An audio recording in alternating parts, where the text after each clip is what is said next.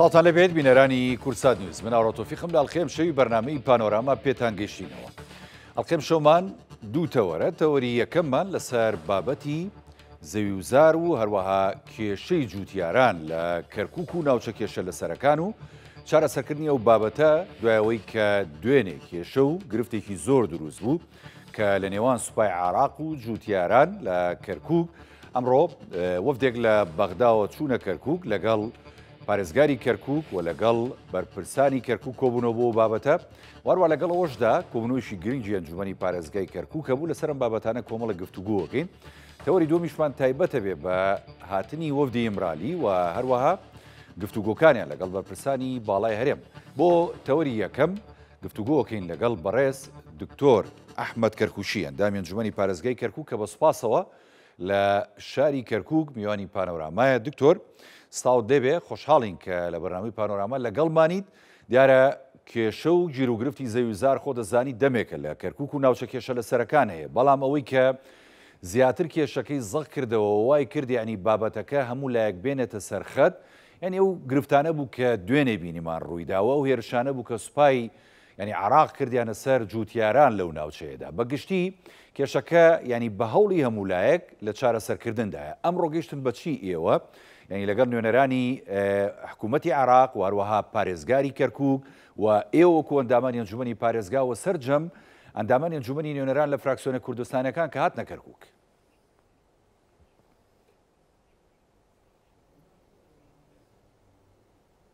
بەڵێ، سڵاوتان لێبێ، سڵاو لە بینەران. تەبان ئێمە بەداخەوە کە ئەو حاڵەتەی دوێنێ ڕوویدا ئێمە زۆر بەداخین لە ناخەوە ئازارمان پێی خوارد. وەکو فراکسیۆنی یەکێتی نیشتیمانی کوردستانیش لە ئەنجومەنی پارێزگای کەرکووک هەر لە بەڕێز کاک ئاسۆ مامەند کە سەرپەرشتیاری کەرکووک سەلاحەدینی یەکێتی نیشتیمانی کوردستانە، هەر بەڕێز پارێزگاری کەرکووک، هەواڵانمان لە ئەنجومەنی پارێزگا هەمومان لەسەر خەت بووین بۆ ئەم بابەتە، بە پەرۆژ بووین بۆ ئەو بەڕێزانە. ئێمە ڕاگەیاندراویش بڵاو کراوە کە هەمیشە پێمان وا بووە کە لایەنی دیالۆگ، لایەنی دیبلۆماسی، گفتوگۆکردن، حیوار چارەسەرە، نەوەکو توند و تیژی و یەکتر بڕین. و پێشمان وایە زۆر بەڕوونی ئاشکراشمان کردووە کە سوپا نابێت تەڕەف بێ لە یەکلایکردنەوەی ئەم ململایەنیانە کە بۆ چەندین ساڵە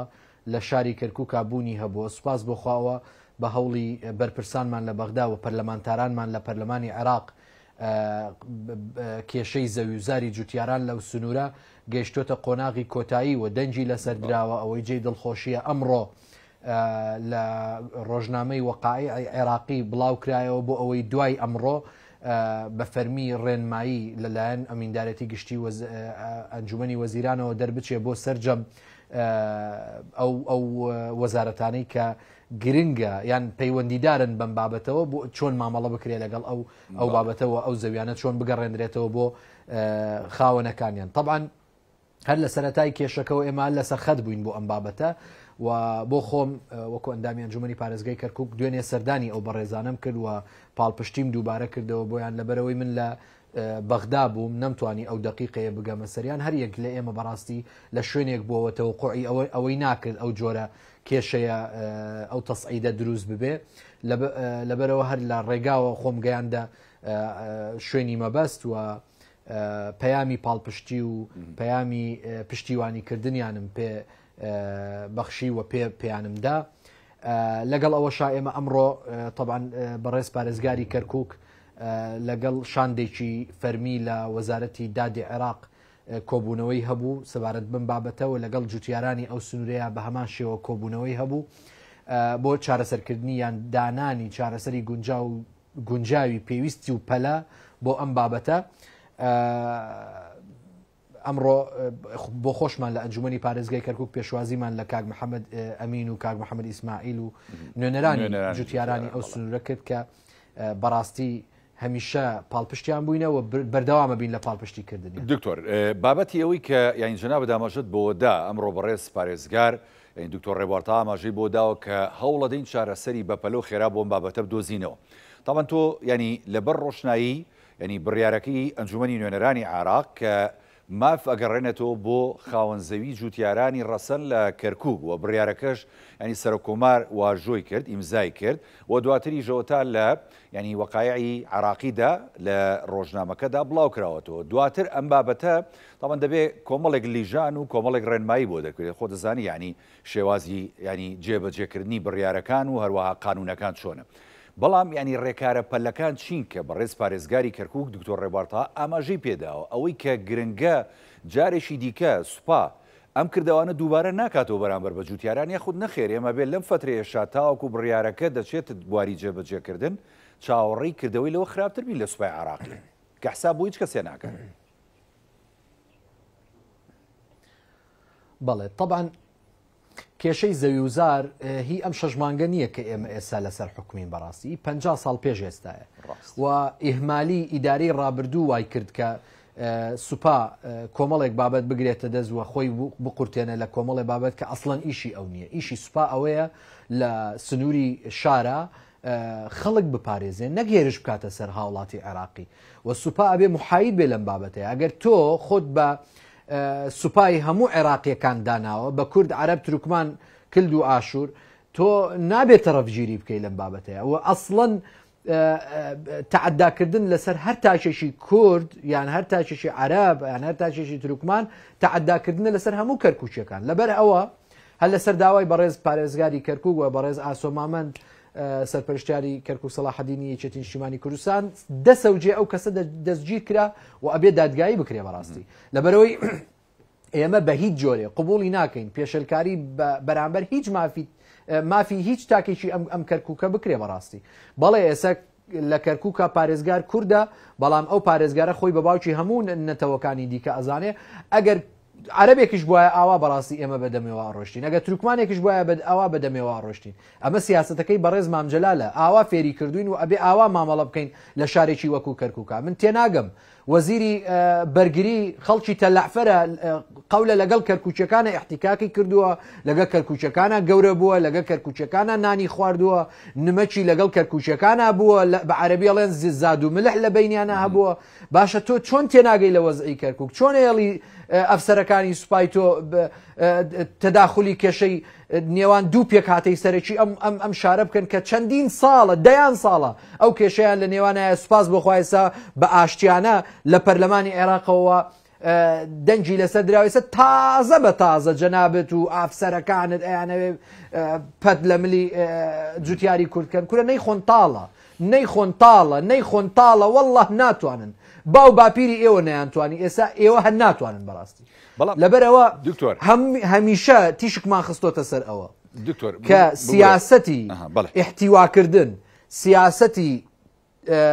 لە خۆگرتن سیاسەتی بەشداریکردنی ئەوانی دیکە دوورکەوتنەوە لە سیاسەتی تەهمیشکردن دوورکەوتنەوە لە سیاسەتی خۆبەزلزانی و تۆ بە ژمارە دووزانی ئەمە نایخوا لە شاری کەرکووکە. ئەگەر پێشتر ئاوا لێتان خوڕیوە بەخوا ئەوە ئێستا ئەوە نایخوا بەڕاستی لە شاری کەرکووک. کەواتەوە ڕەفزە بە تەواوەتی لەلایەن ئێوەی ئەندامانی ئەنجومەنی نوێنەران لە فراکسیۆنی یەکێتی لە فراکسیۆنە جیاوازەکانی دیکە و هەروەها خودی بەڕێز پارێزگار ینی ڕێبوارتەهاوە خودی ینی یەکێتی نیشتیمانی کوردستان کە خۆی چەندین ساڵە لەو شارەدا هەوڵەدا بۆی کە ینی مافی کورد بگەڕێنێتەوە مافی تورکمان بگەڕێنێتەوە لە نێویشاندا مافی عەرەب ڕەسەنەکانیش بگەڕێنێتەوە وەکو جەناب داماژەت پێدا بۆ ئەو بابەتی چەپکە گوڵەی کە سەرۆک مامجەلال هەمیشە پەیڕەوی کردووە لە کەرکووک و ناوچە کوردستانەکانی دەرەوە. پێت وایە ئەو کردەوانەی کە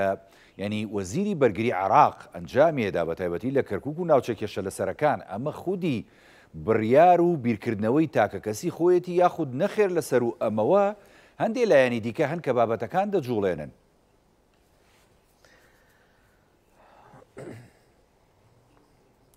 ئوستازی بەڕێز ئەم بابەتە ئێمە من بۆ خۆم دوێنێ لە تەسریحێکی ڕۆژنامەوانی شاباسم کرد وتم تەسەڕوفی تاکێک لە ناو مەنزومەیەکی گەورە وەکو سوپا بۆ خۆمان وەکو فراکسیۆنی یەکێتی نیشتیمانی کوردستان ئەو تاکە لە لای ئێمە تەمسیلی هەموو سوپا ناکە بەجددی چونکە لە سوپایە کەسی باش هەیە مامەڵەی باش کراوە لەو سنوورەیە شایەتی چاکە بۆ قاید فرقەکە ئەدرێ ئێمە ئەمانەمان هەمووی لەبەر چاوە و ئەو تاکە پێویستەکە کە تەسەڕوفێکی ناشرینی کردووە بێ باجی تەسەڕوفە ناشرینەکەی بدا تا ببێ بە عیبرەت بۆ غەیری خۆی کەسی تر و ئەفسەری تر ناتوانێت جورئەت بکات لە پێشەلکاری بە مافی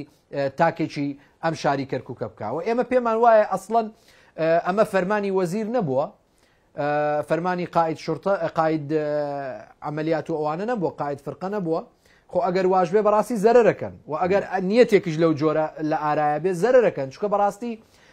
وەکو باسم کرد لە سەرەتایە ڕێگای شەڕ چەک گولە باروت تەرحیل ئەنفال کوشتن بڕینەمانە هەمووی تاقی کرانەوە سوودی نەبوو لەگەڵ میلەتی ئێمەیە. ئەوەی کە سوودی هەیە و ئەوەی کە ئەم کەرکووکە ئەبا بەرەو پێشەوە، ئەوەی پرۆسەی سیاسی پێشەخا لەم کەرکووکەیە و ئەوەی پرۆسەی اقتصادی و ئابووری لەم کەرکووکەیە پێشەخا پرۆسەی ئاشتیە، پرۆسەی پێکەوە ژیانە، پرۆسەی تەهمیشنەکردنی بەرامبەرە. ئەو مۆدێلە تازەیە کە ئێستا ئەم تیمەی ئیداری کەرکووک هێناوێتی ئاراوە کە بەشداری تورکمانی کردووە، بەشداری عەرەبی کردووە، بەشداری کوردی کردووە، هەموو پێکاتەکان بە یەک چاوسەیرەکە. ئەبێ ئێمە بەم جۆرە مامەڵە بکەین و مێزی گفتوگۆ ئەبێ سەنجی مەحەک بێ بۆ یەکلاییکردنەوەی کێشەکانی ناوچە کێشە لەسەرەکان بەڕاستی. دکتۆر ئەحمەد، ئەو لیژنەی یاخود ئەوە وفدەی کە لە بەغداوات و نوتێ وەزارەتی دارایی وەزارەتی دادی عێراق بوون، یعنی ئەمە خاوەن بڕیار بوون یاخود نەخێر بەس هاتن لە نزیکەوە لەگەڵ ئێوەی ئەندامانی ئەنجومەنی ینی پارێزگای کەرکووک و لەگەڵ پارێزگار و لەگەڵ لایەنە ناکۆکەکان کۆ ببنەوە دابنیشن و تەوسیە بەرنەوە بەغدا، یاخود چۆن بوو بڕیاریان پێ بوو؟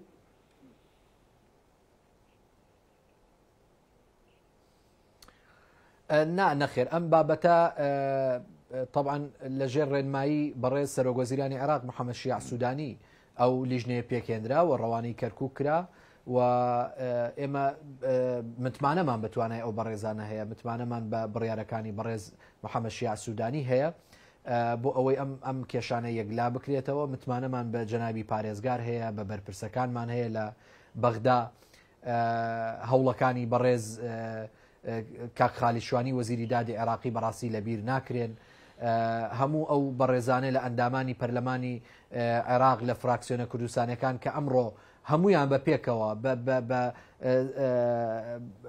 بۆ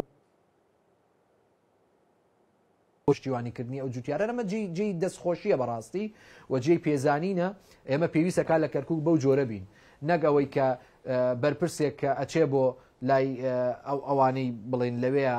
مانیان گرتووە یان جۆرە لە جۆرەکان پێشەلکاری بە مافیان کراوە ئێمە یەکسەر تیری لێ بدەین، هەموو کێشەکان بخەینە سەر ئەو، هەموو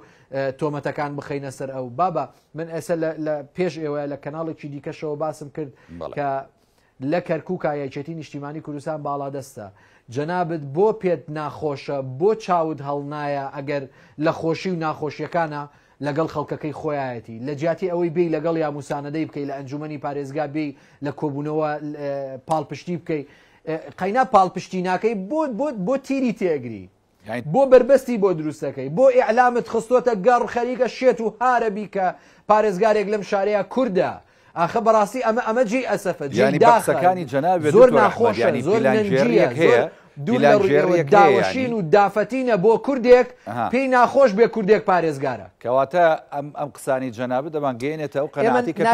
پیلانجێڕی خۆزگەوانە بواە، بەڵام بەجددی ئوستاز ئێمە ناڵێن پیلانجێڕی هەیە، ئێمە ئەڵێن لەوەتەی ئەم ئیدارەیەمان گرتووەتە دەست ڕۆژێکمان بە ئیسراحەتدا نەناوە بڵێن ئۆ خەیش هاوزمانەکەی خۆمان ئەمڕۆ تیرێکی تیا نەهاویشتین و قسەیەکی پێنەوتین لە جیاتیەوەی پاڵپشتیمان بکەن، نەک ئەوەی پاڵپشتیمان ناکەن و نەک ئەوەی یارمەتیمان نادەن، بەڵکو دێن کێشەمان بۆ دروستەکەن و مەتاعبی زیاترمان دێن ئەخەنە سەر، کە ئەمە بەڕاستی لە شیمەتی کوردایەتی ناوەشێتەوە. زۆر باشە دکتۆر، من ینی ئەمە بابەتێکی بەڵێ ئەمە بابەتێکی کە ئەمە بابەتیشکە بوروژێنم، ینی دکتۆر ئەحمەد بەڕاستی ینی بابەتی ینی ئەو قانونەی کە دەرچۆ لە ئەنجومەنی نوێنەرانی عراق ئەمە خۆی زۆر گرنگەوە بەشێک لە کێشەکان نەک بەشێک لە کێشەکان یعنی بڕیارە بە تەواوەتی ئەم کێشەی زەویزار لە کەرکووک و ناوچە کێشە لە سەرەکان چارەسەر بکە بەڵام ینی وەکو پێشتری ژاماژەم پێدا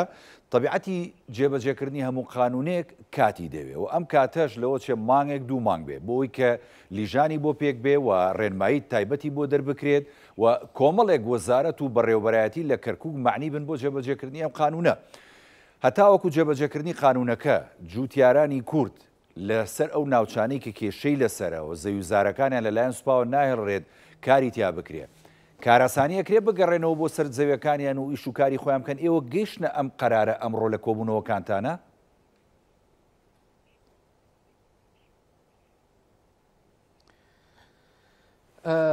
طبعا ماوەی هەفتەیەک مۆڵەت دراوە بەوەی کە ئەم بابەتە بە زووترین کات چارەسەر بکرێەوە پێشم وایە چارەسەری ئاسانە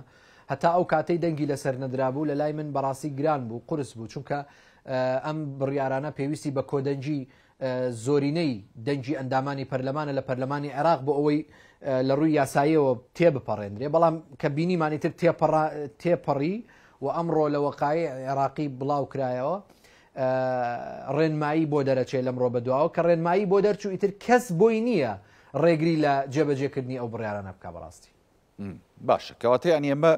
هیوایەکی گەورەیە کەەوەی ئینشاڵانی جوتیاران بتوانن بۆ ینی دەستپێکردنی وەرزی بابەتەکانی ینی کێڵان و هەروەها داچاندنی زەویەکانیان گرفتیان بۆ دروست نەبین ئینشاڵا و بەم شێوازە نەبینینەوە جارێکی دیکە ینی ئەفسەرێک یاخود سەربازێکی سوپای عراقی بەم شێوازە مامەڵە بکە لەگەڵ جوتیارەکە با بێنە سەر کۆبوونەوەی ئەنجومەن بە تایبەتی ئەمڕۆ کۆبوونەوەیشی گرنگ تاکرد ئەنجومەنی پارێزگای کەرکووک و کۆمەڵێک بابەتان یەکلایی کردەوە لە نێو ئەنجومەنی پارێزگای کەرکووک دوایەوەی کە وابزانام نیساب تەواو بوو لە ماوەکانی ڕابردوو هەندێک جار نیسابتان تەواو نەکرده بوو ئەو پۆستە گرنگانە چی بوون کە یەکلا کرایەنەوە ئەو بڕیارە گرنگانی ئەمڕۆ چی بوون کە دران بە تایبەتی لە پێناو بەرژەوەندی هەموو خەڵکی کەرکووک و هەموو پێکاتەکان بەبێ جیاوازی دکتۆر جان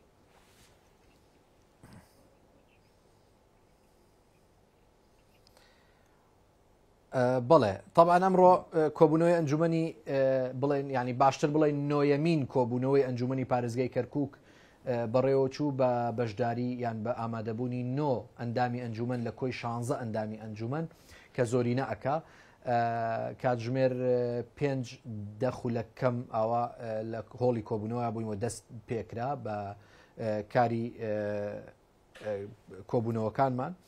یەکەم خشتە یان یەکەم خاڵی کارنامەی کۆبوونەوەکەمان دەنگدان بوو لەسەر یەکلاییکردنەوەی بەڕێوەبەری حەوت ناحیە خۆی بۆیە هەشت بواە بەڵام قەرەنجیر دواخرا لە بەرەوەی بربژێری دیکە هەبووە تاکو تەسویە بکرێ ببێ بە یەک بربژێرە و کاتە دەنجی لەسەر بدرێ ئەو ناحیانە ناحیەی زاب بوو ناحیەی مولتەقا بوو ناحیەی سەرگەڕان بوو ناحیەی ڕاز بوو ناحیەی ڕەشاد بوو ناحیەی عەباسی بوو ناحیەی شوان بوو یانی تۆ تەماشاکە نەخوێنەواری هەندێک پیج خاوەنی هەندێک پیج بگاتە ڕادەیەک ئەنی تر ئەم قسەیە کەمە ئەوەنە بەسە ناخی هەندێک کەست بۆ دەرەکەوێت کە خەریکە شێت و هارە بن خەریکە باڵ دەرەکەن بەوەی کە پارێزگارێکی کورد هەیە لەم شارەیە باشە لە پێی جانووسیوێتی ناحیەی سەرگەڕان دراوە بە عەرەب وەرە پارێزگاری کورد بۆ ناحیەی سەرگەڕانت داوە بە عەرەب باشە کەست بینیوە لە عەرەبە ناوی بەشدار بێ وڵایتە دیارە ئەو بیستێتی نەخوێنەواریشن یانی ناشزانن بخوێنەوە باوک بەڕاستی نازانن بخوێنەوە ناحیەکەەوە بەشدار سلێمان بۆتە بەڕێوبەری ئەو ناحیەکە کوڕی شەید سلێمانە بەڕاستی ئەو لە لای هەمومان ناسراوە جا ئەم ناحیانە دەنجی لەسەردراوە ناحیەی قەرەنجیر دواخراوە بۆ جەلسەی داهاتوو دووەم خاڵ لە کارنامەی کۆبوونەوەکە دەنگدان بوو لەسەر گۆڕینی ناوی بڕیاردەری ئەنجومەن مقرری جەلسە لە ئەنجومەنی پارێزگا ناوەکەی گۆڕا بۆ ئەمینداری گشتی ئەنجومەنی پارێزگا بە پێی یاسا پێویستەکە لە ئەنجومەنی پارێزگایە ئەمینداری گشتیە بێ نەوکو مقرری جەلسە و بابەتی سێم دەنگدان بوو لەسەر لۆگۆی نوێی پارێزگای کەرکووک کە بە کۆی دەنگ لۆگۆیەکمان هەڵبژاردو ئینشەڵا سبەینێ ئەو لۆگۆیە بڵاوەکرێتەوە و ئیتر کار بە لۆگۆی نوێەکرێت. وازان مەسێ وەکو ئەنجومەنی پارێزگای کەرکووک هیچ کێشە و گرفتێکتان نەماوە، تەنها وەزم چەند ئەندامێکە کە بەشدار نابن لە کۆبوونەوەکانتانە کەواتە گەر ئەوان تاوان ئێوە ینی بانگەوازتان بۆ کردوون وەکو هەموو فراکسیۆنەکانی نێو ینی ئەنجومەنی پارێزگای کەرکووک کە ئەوانیش بێن و بەشدار بن لەگەڵتانە بۆی کە هەر هیچ نەبێ بەشداربوون و داوای پۆستیان کرد پۆستەکانیش بەسەر ئەوانە دابەش بکرێەوە تەوازنێک بپارێزن. ئەوانە گەر بێن و نێن گرفە دروستە بێ لە داهاتوودا بۆ ئەنجومەنی پارێزگای کەرکووک و کۆبوونەوەکانی دکتۆر؟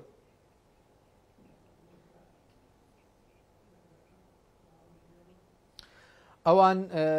ئەگەر بێن ئێمە زۆرمان پێخۆشە نەژیان گرفت بۆ ئەنجومەنی پارێزگای کەرکووک دروست نابێ، بەڵام پێمان خۆشەوە پێمان باشەوە چەند جاریش دووبارەمان کردێتەوە ئەو بەڕێزانە پێویستەکە بێنە ناو ئەنجومەنەوە کاکەگە تۆ معارەزەشی ئەگەر ئۆپۆزیسیۆنیشی کە فێر بە فێر ینی ئۆپۆزیسیۆن لە سوۆشیال میدیا و لە فەیسبووکە نابێ کاکە ئۆپۆزیسیۆن بوون لە ناو قوبەی پەرلەمان یان لە ناو قوبەی ئەنجومەنی پارێزگەکانە ئەبێ تۆ لە چۆ قساکەی بە فەرمی لە چۆ قساکەی بێ لە ناو ئەنجومەنا قسە بکەی کاکە نەک لە فەیسبووکە بەیان دەرکەیت و ڕاگەیەندرا و دەرکەیت و بۆ خۆت بە کەیفی خۆت قسە بکەی ئەمە ئۆپۆزیسیۆن نییە. پۆست وەرمەگرێ کاکە پۆست وەرمەگرێت بە پۆستنان نادەینیم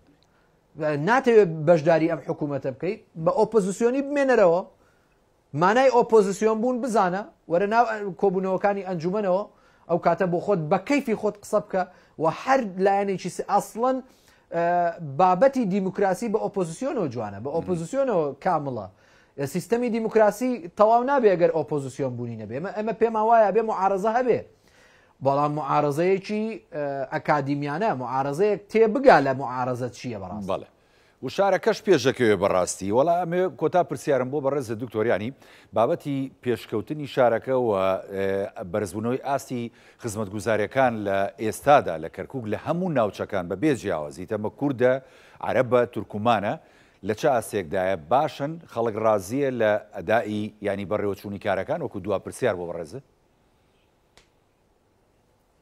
بەڵێ طبعا کەرکووک پێشتر زۆر ئێحمال کرابوو لەخوا بەزیاد بێ ئەم ئیدارەی نوێیی کە ئێستا هەیە گرنگجیکی زۆر بە بژاننەوەی ئەو گەڕەکانە ئەدا کە پێشتر ئێحمال کرابوون لە ڕووی خزمەت گوزاریەکانەوە من بۆ خۆم سەرۆکی لیژنەی خزمەت گوزاریەکانم لە ئەنجومەنی پارێزگای کەرکووک و ئاگادارم لەم بابەتانە گرنگجی بە سەوزایی زۆر دراوە گرنگجی بە دروستکردنی پارک دراوە گرنگجی بە دروستکردنی کۆمەڵێک پرۆژەی استراتیژی وەکو ژێرخانی ئابووری لە شاری کەرکووک دراوە کە بەم زوانە ئەبینن لە کەرکووکە چی ڕوئەدا و چ سەوزاییەک دروستە بێ ئەمە کاتی ئەوێ بەڕاستی پشوو درێژی ئەوێ سەبری ئەوێ ئارامی ئەوێ لەلایەن کەرکووچەکانەوە بەڵێ هەمومان متەحەمسین بۆی کەرکووچێکی پاک کەرکووچێکی پێشکەوت و کەرکووچێکی جوان کەرکووچێکی ئارام ببینین بەڵام ئەم هەموو شتە جوانە هەموویە بینین بەڵام پێویستمان بە کاتە بەڕاستی. زۆر سوپاس بۆ بەڕێز دکتۆر ئەحمەد کەرکووشی ئەندامی ئەنجومەنی پارێزگای کەرکووک کە بە سوپاسەوە لە بەرنامەی پانۆراما لە تەوەری یەکەم لە سۆدیۆکانمان لە شاری کەرکووک میوان سوپاس دەکەم دکتۆرجان. تەوەری دووەم هاتنی وەفدی ئیمرالیە دەستپێکردنەوەی پرۆسەی ئاشتیە لە باکووری کوردستان لە تورکیادا. ئەم پرۆسەیە هەنگاو و قۆناغێکی گرنگ چۆتە پێشەوە لە ئێستادا نامەکانی ئیمرالی لەلایەن بەڕێز عەبدوڵڵا ئۆجالان ڕێبەری زیندانیکراوی پارتی کرێکارانی کوردستان گەێنراوەتە باشووری کوردستان بۆ هەرێمی کوردستان بۆ سەرکردە سیاسیەکان لە هەرێمی کوردستان و کۆبوونەوەی ئەو وەفدە لە ماوەی 2 ڕۆژدا لە هەرێمی کوردستان لەگەڵ سەرکردە باڵاکان و بەرپرسانی هەرێمی کوردستان ئەنجام درراوە. ئەم پرۆسەیە لە ئاشتی و پێکەوە ژیان بۆ تورکیا لە نێوان کورد و ترک بەچی دەگا ڕۆڵی هەرێمی کوردستان ڕۆڵی سەرکردە سیاسەکانی هەرێمی کوردستان و هەڵوێستیان بۆ ئەم بابەتە تا چەندە گرنگە قۆناغەکانی داهاتوو بۆ پرۆسەی ئاشتی لە تورکیا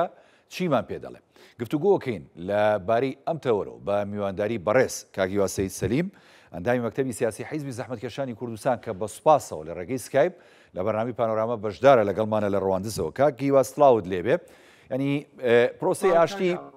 سوپاس بۆخوا قۆناغی گرنگی بڕیەوە من و تۆ چەندین بەرنامان ئەنجامدا و لە چەندین بەرنامەشدا باسی تورکیا باسی ینی هەڵوێستەکانی پارتی کرێکارانی کوردستان وارووا پرۆسەی ئاشتیمان کردووە. ئەم جارە قۆناغێکی گرنگی پرۆسەی ئاشتیا تۆتە ئاراوە. بەڵام قسەکە لێرەدا چییە؟ ڕۆڵی هەرێمی کوردستانە، ڕۆڵی باشووری کوردستانە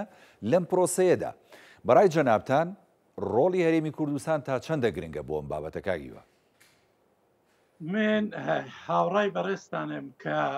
ئەم پرۆسەیە گرنگە، بەڵام لە پاڵ گرنگیەکەشی زەحمەتە ئاڵۆزە، بێ ئاسپەنگ نییە. لە ڕابردوودا پرۆسەی ئاشتی لە ساڵی 93 بە نێوەنگیری بەڕێز مامجەلال سەردەمی تۆرگۆت ئۆزال هەبوو، 2008 دەستی پێکردەوە جارێکی تر، 2010 دیسان دەستی پێکردەوە، 13 14 15 کۆتایی هات بەو پرۆسەیە، کۆتایی هاتوو شتێک نەما بە نێوی پرۆسەی ئاشتی لە دوای 2015ەوە ئێستا ئێمە لە 2025 دوای 4 مانگ لە گۆشەگیری سەر بەڕێز ئۆزەلان کە هیچ هەواڵێک لەسەری نەبوو، دیدارەکان نەمابوون، پارێزەرەکان نەیان دەبینی، کە سوکاریان نەیان دەبینی. ئێستا بەڕێز ئۆزەلان وەکو کاراکتەرێکی گرنگ هاتۆتە مەیدانەکە لە نێو ئەو کارەشی کە دەستی داوەتێ دەیەوێت هەرێمی کوردستان بکاتە بە بەشێک لەو پرۆسەیە، ینی ڕۆڵی لایەنەکانی هەرێمی کوردستان هەر ئەوەش وای کردووە لە دووەم دیداری خۆیدا نامە بنێرێ بۆ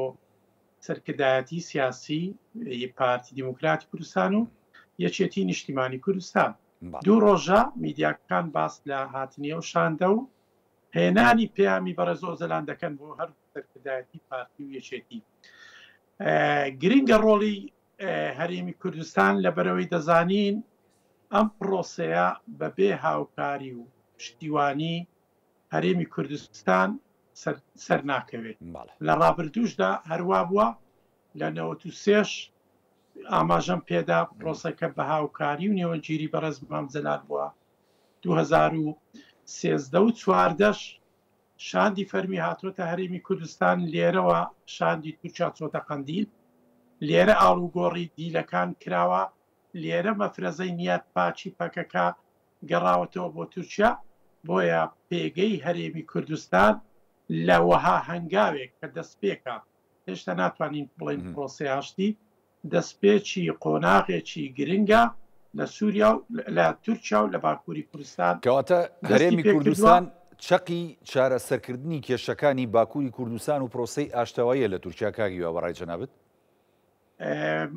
هاوکارە بەڵێ هاوکارە لە بەرەوەی دەزانین وەکو باسم کرد لێرەوە دانووسان دەکرێت،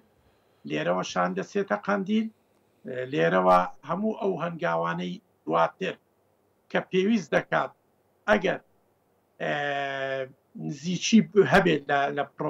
پرۆسەکە تەکانی تر بسێتە پێشەوە، پێشبینی دەکرێت ڕۆڵی هەرێمی کوردستان لەو بوارەوە زیاتر بێ لەوەی ئێستای تێدایە. هەر لەسەر ڕۆڵی هەرێمی کوردستان و لە نێو ئەم ڕۆڵە گرنگەشدا ینی کارکتەری لایەنە سیاسیەکان و حیزبەکان بە تایبەتی لە باشووری کوردستان بۆ بابەتی پشتیوانی لە داوا و هەروەها لە پرۆسەکانی ئاشتی لە تورکیادا بە دیاریکراوی، ینی باس ئێستا خۆشت جەنابەت ینی ئاماژەدا بە ڕۆڵی ینی ڕابردووی سەرۆک مامجەلال وە لە نێویشیاندا ڕۆڵی یەکێتی نیشتیمانی کوردستان بۆ ئەم بابەتە. هەمیشە کاتێک کە ینی باز دێتە سەر باسی مافە نەتەوایەکان و هەروەها مافە نیشتیمانیەکان و هەروە پشتگیریکردن لە کوردان لە پارچەکانی دیکە بە تایبەتی لە ڕۆژاوە لە باکووری کوردستان، ینی ڕۆڵی یەکێتی نیشتیمانی کوردستان نادیدە ناژیرێ، بگرە ڕۆڵێکی گرنگەوە بە هەند وەردەژیرێت. ئێساوی کە بە دیاریکراوی لەسەرم حیزبانی باشووری کوردستان گرنگەوە بە تایبەتی لەسەر یەکێتی نیشتیمانی کوردستان بەڕای جەنابەت دەبێت ئاراستەی پەیامەکانیان یاخود کردنەوەی گرێچۆرەکان لە باکووری کوردستان یاخود ئەو کارکتەری کە پیانە سپێرێ دەبێت لەسەر چه ئاستێک بێت، ینی ئەمان دەبێت ڕۆڵەکەیان چۆن بجێڕن بەڕاستی کاگیوە. لە چەند ساڵی ڕابردوو یەکێتی ئەو ئیدارەی کە یەکێتی لێ بەرپرسە بازی ئەو هەڵوێستەیاندا بازی نزیکیان لە بزاوی ڕزگاری خوازی باکوور لە نێویان پەکەکە دا تۆمەت باد دەکران بەداڵدانی پەکەکە هێری ئاسمانی لەسەر سلێمانی قەدەغەکە بردومان دەکران ڕۆژانە بە ئاماز دەگیران ئەوەی دیبلۆماسی ئابلۆقەی دیبلۆماسی خراە سەری لە ئێستادا کاتێ هاوکێشەکان ئاوژوو دەبنەوە ینی کاتی ئەوەیە ئەم جارەیان بە پێچەوانەوە لە زیاتی بازدان ینی بەڕاستی ڕۆڵ بینین ببینن لێتە ناشارمەوە من ئەمڕۆ هەواڵی دروستیشان دەکەم وەرگرت لە دیداری یەکەم خۆشحاڵ بوون هی دووەم خۆشحاڵتر بوون هی سێم زۆر خۆشحاڵ بوون ینی ئەمە بە ڕیزبەندی ئومێد دەکەین ینی تەنانەت ئەم دۆخەی کە ئێستا لە تورکیا هاتۆتە پێش کاریگەری لەسەر یەکریزی نێوماڵی کورد لە باشووری کوردستان لە هەرێمی کوردستانیش بێت ینی کاریگەری هەبێت چۆن لە ڕابردوودا کێشەکان کاریگەریان لەسەر پەرتەوازەی هەبوو ئێستاش چارەسەرەکان کاریگەریان لەسەر لێکنزی بوونەوەی لایەنەکان هەبی بە تاکید یەکێتی نیشتیمانی کوردستان دەتوانێت شان بەشانی لایەنەکانی تر و زیاتریش ڕۆڵی ئەرێنی بینێت بۆ سەرخستنی ئەو پرۆسەیە چکە لە ڕابردووشدا پەیوەندیەکی باشە بووە من بەبیرما لە یەکەم کۆنگرەی دامەزراندنی هەدەف ئەو پەیامەی کە بەڕێز مەلا بەختیار بە نێوی یەکێتی لەوێ پێشکەشی کرد بۆ خۆم لە کۆنگرەکە بووم لە ئەنقەرە ینی بەڕاستیش کاریگەری لەسەر ئەو نزیکیان ئەو ڕەبتە سیاسیە هەبوو کە لە نێوان دوو پارچەی کوردستان هەبوو ئەو کات جا بۆیە باسم کرد ینی ئەو تاریخە لە ڕابردوو لە سەردەمی شاخەوە هاتووە دوای ڕاپەڕین دەوتر بووە ئیتر تووشی هەوراز و نوشێو بووە ینی هەمووی هەر کەواتە پێ دوایە ئەو تاریخەوە ئەو مێژووە لە ئێسادا خۆی دووبارە کاتەوە بۆ ڕۆڵبینینی ئەم حیزبە کە جەنابە دەڵێ وەکو یەکێتی نیشتیمانی کوردستان لە چارەسەرکردنی پرسێکی ئاوها گرنگ لە یەکێ لە پارچەکانی کوردستان کە هەمیشە بە کێشە و ئالانگاری قورسدا تێبەڕیوە کەویش بابەتی پرۆسەی ئاشتی بوو لە تورکیا لە نێوان کورد و تورکدا دەزانی کاکە ڕێواقعی بزافی سیاسی کورد لە هەر پارچەیەکی تری کوردستان تایبەتمەندی خۆی هەیە بەڵام بە پێی تایبەتمەندی خۆی هەموو هێزەکانی پارچەکانی تری کوردستان بە لە بەرچاوگرتنی ئەو تایبەتمەندیە دەتوانن ڕۆڵی ئەرێنی ببینن بەداخۆ جار ڕۆڵی نەرێنیش بینراوە ناکۆچیشە بووە شەڕ و دووبەرەچیشە بووە لە نێوانیان بەڵام لە ئێستادا ئەو دۆخەی ئێستای ناوچەکەی ئێمەی تێدایە ڕۆژهەڵاتی ناوەڕاست بە شێوەیەکی گشتی کوردستان پارچەکانی کوردستان وا دەخوازێ لەسەر سەرجەم هێز و لایەنە سیاسیەکان ڕۆڵە نەرێنیەکە وەلا بنێن پەنا ببەنە بە ڕۆڵە ئەرێنیەکە و پۆزەتیفەکە و دەرفەتیش هەیە من بڕوا دەکەم ئەوەی کە ئێستا کاریگەری لەسەر سەر لە نوێ دەستپێکردنەوەی پرۆسەی ئاشتی لە تورکیا و باکووری کوردستان هەیە ئەو گۆڕانکاریانەیە کە ڕوویان لە ناوچەکە کردووە ئەجینا باسم کرد 10 ساڵە نەکرد شتێک نییە بەنێو پرۆسەی ئاشتی بگرە شەڕێکی بە بەردەوام سیاسەتی ئینکار سیاسەتی پەلاماردان پەڕینەوەی پروشتی ئاگرەکە بۆ پارچەکانی تری کوردستان بە تایبەتیش ڕۆژئاوا و باشووری کوردستان لە ئێستادا هیواداری ئەو بارودۆخە کاریگەری لەسەر هێورکردنەوەی هەموو پارچەکانی تری کوردستان ببێتە فاکتەرێکی بۆ نزیکبوونەوەی لایەنە سیاسەکان هەمووشیان ڕۆڵی ئیجابی بینن بۆ سەرخستنی ئەو پرۆسەی کە ئێستا لە تورکیا دەست پێ کردووە. تاوان کاگیوە جەنابە دەر لە سەرەتا ئاماژەت پێدا ینی پرۆسەی ئاشتی لە تورکیا پرۆسەیەکی ئاڵۆزە و قورسایی خۆی هەیە و زۆر جاری ژیانی گرفتی بۆ دروست بووە لە سەردەمانی ڕابردوو ینی گەیشتە ئەوەی کەیتر هەموو بابەتەکان ئاسایی بێتەوە بەڵام بە هۆکارێکی زۆر سادە ینی پرۆسەکە تێک چوو وەستا. طبعاً بێ ئالانگاری نییە ئەم پرۆسەیە ئێستا کە قۆناغی چارەسەرەکە دەستی پێکردوێتەوە بەڕێز عەبدوڵڵا ئۆجالان چەقی چارەسەرکردنی ینی کێشەکەیە و لێەوە پەیامەکان ئاراستە دەکرێت پەیامەکانی لە سەرەتادا ئاراستە کرد بۆ سەرکردە سیاسیەکان لە باکووری کوردستان دواتر بۆ باشووری کوردستان کە ئێستا دەیانبینین وەفدەکە لێرەیە طبعاً پەیامێکی جیاوازی ئەم وەفدەی ئیمرالیش هەیە بۆ قەندیل نازم جەنابەت باشتر حاڵی نەبووم پێش ئەوەی هەنێ قسەت کرد وتت گفتوگۆم لەگەڵ وەفدەکە کردووە یان زانیاریت لێوەرگرتوون ئەگەر گفتوگۆ لەگەڵ کردوون یاخود زانیاریت لێوەرگرتوون پەیامی ڕاستەوخۆی بەڕێز ئۆجالانیان پێ بۆ قەندیل و ئەوان دەبینن لەم گەشتەیاندا کە هاتوونەتە باشووری کوردستان شاندەکەم ئێوارە گەڕایەوە بەڵێ هەموو ئاماژەکان باس لەوە دەکەن بەڵێ بینیویانە پێشی ئەو دیدارەش پەیامەکە گەیشت بووە قەندیل هەر دیدارە ڕۆژنامەگەریەکەی بەڕێز جەمیل بایک کە بڵاو بووە لە میدیاکان لەوێ باس لەوە دەکات دەڵێ بەڵێ ئێمە پەیامی بەڕێز ئۆزەلانمان پێگەیشتووە و هەمووشمان پابەندی ئەو داخوازیانەین کە ئۆزەلان لە زیندانی ئیمراڵی ئاراستی قەندیلی دەکات بەڕێز پێشەویش مراد قەرێلان قسەی کرد بۆیە من پێم وایە بەر لە هاتنی ئەو شاندەش ئەو نامەی ئیمراڵی گەیشتۆتە قەندیل من پێم وایە ئەوە خوێندنەوەی خۆمە زانیاریم هەیە کە بینیویانە بەڵام خوێندنەوەی خۆم پێم وایە ئەوان وەڵامی قەندیلیان بردوتەوە ئەمجارە وەڵامی قەندیلیان بردوتەوە خۆشیان گوتیان ئێمە کە گەڕاینەوە جارێکی تر سەردانی ئیمرالی دەکەین هەموو ڕابۆ چوونانی ئێرەش دەبینەوە بۆ ئیمرالی ئیتر چاوەڕوان دەکرێت 2 هەفتە 3 هەفتەی تر چکە پێشتر قسە لەوە کراکە 15 شوبات بەڕێز ئۆزەلان پەیامی هەبوو ئەو کاتش من لە نووسیم کە نەخێر لەو ڕۆژە شوم و ڕەشە کە ڕۆژی دەستگیرکردنیەتی بەڕێز ئۆزەلان پەیامی نابێ بۆیە من پێشبینی دەکەم ئەو یەکەمی زاریشە لە کورسات باسی دەکەم پێشبینی من ئەوەیە پەیامەکە لە نەورۆزی ئەم ساڵ بەڕێز ئۆزەلان بڵاوی کاتۆ چۆن لە نۆڕۆزی 2023 پەیامی ئەو لە مەیدانی ئامەد بڵاو کرایەوە پێم هەمان سیناریۆ دووبارە دەبێتەوە بەڵام لە وەڵامی جەنابەت بڵێ پەیام و نامەی ئەو گەیشتۆتە قەندیل و پێشم وایە وەڵامەکەش لە قەندیلەوە گەیشتۆتەوە دەگاتەوە ئیمرالیش کە گەیشتۆتەوە زۆر جاریانی بازەوە کرا هەندێک جار ینی پێدەچێت یانم پێشبینی بوو ینی پێشبینی چاودێران بوو دەیانوت پێدەچێت ینی بەشێک لە قەندیل تا ڕادەیەک لەوە ئەچێت ینی بەرامبەر بە پەیامی ئیمرالی بە پەیامی بەڕێز عەبدوڵڵا ئۆجالان تا ڕادەیەک ئەوان بۆ پرۆسەی ئاشتەوایی هەندێک کێشە و هەندێک گرفت و ئالەنگاری دروست بکەن بەڵام بەپێی ئەو کۆنگرە ڕۆژنامەوانیانە بێت کە بەڕێز جەمیل بایک و مراد قەرێڵان ئەنجامیاندا وەکو جەنابیش تاماژەت پێدا ینی ئەمان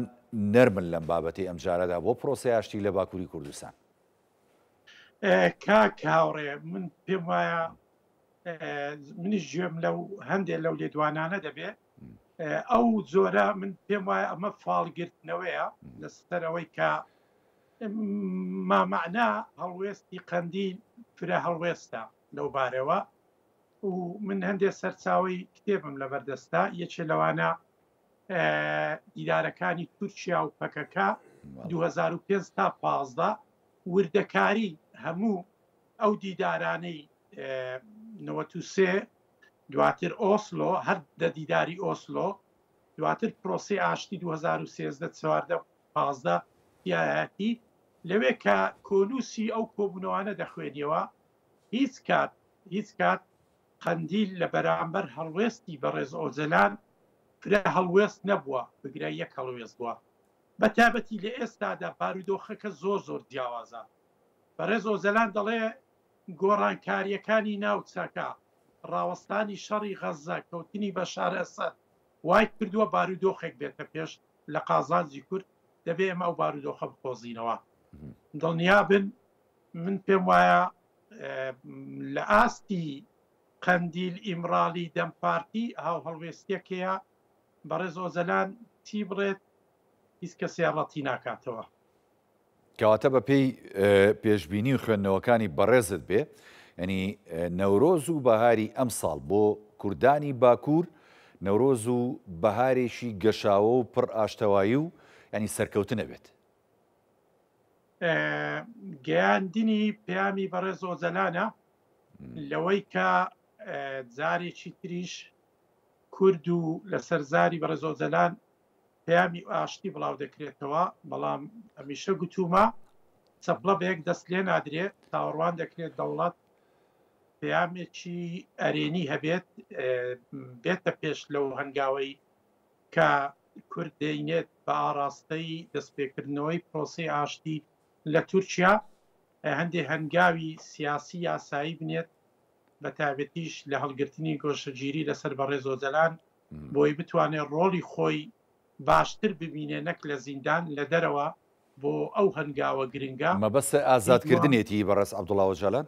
بەڵێ ئازادکردنیەتی خۆوانیش ئێستا باس لە ئازادکردنی دەکەن، تەنانەت ماپە باس لە هێنانە دەرەوەی دەکات، دەڵێ بێتە فراکسیۆنی دەم پارتی ئەگەر چی نەغمەی ئەوان جیاوازە ئەوان دەڵێن بێ لەوێ لە پەرلەمان داوا بکات کە ئیتر تیرۆر کۆتایی هاتووە، بەڵام هەوان دەبێت بۆ ڕازیکردنی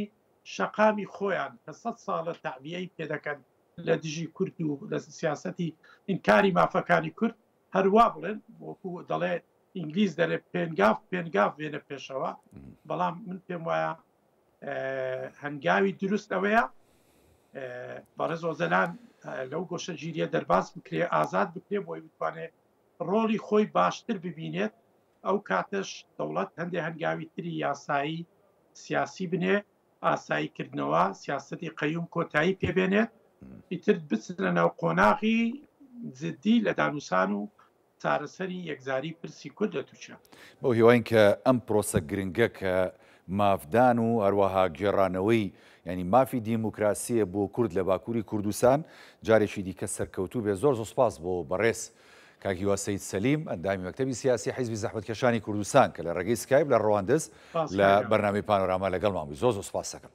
بەڵێ بینەرانی بەڕێز ئەڵقێم شەوی پانۆراماتان پێشکەش کرا، خواتان لەگەڵ.